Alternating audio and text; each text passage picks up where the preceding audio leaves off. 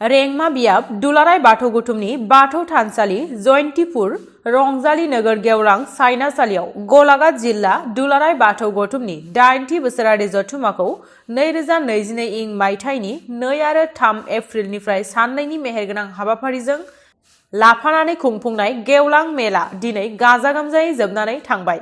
बे हाबाफारियाव गेवलां मेलखौ बेखेवो BKWC नि मासिगिरि डक्टर गाम्बारु मोसाहारि बिथाङा।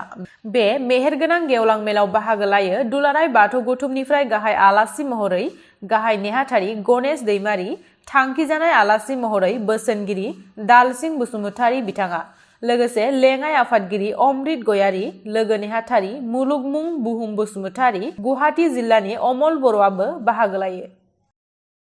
खुलुमबाय निउस रिपर्टार दुलाराय बाथौ गौथुमनि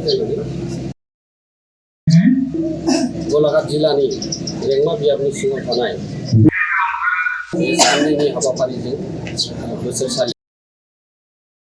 बेवहाय दुलाराय बाथौ गौथुमनि गाहाय नेहाथारि बेवहाय बाहागो लादों आरो बेजों गोजोननाय मोनदों जे मोनसे बाथौ धोरोमनि सावरायनाय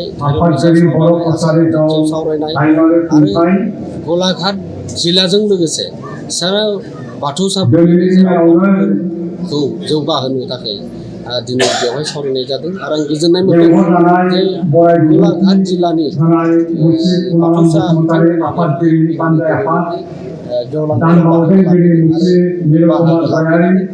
सावरायनायनि गेजेरजों आरो गौथुमनि गोसो गोरबोनि बिथांमोना जोंनि आसार खान्थिनि सायाव, जोंनि हारिमुनि सायाव, राव थुनलाइनि सायाव दा बिथांमोना खामानि मावनो आरो मावनो हागोन बेखौ खावलायदों।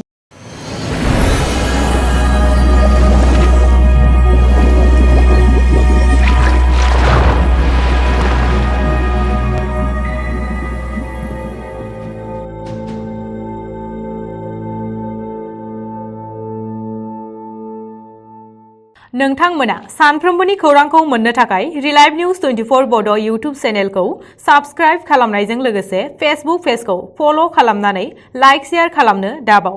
गोजोन्थों।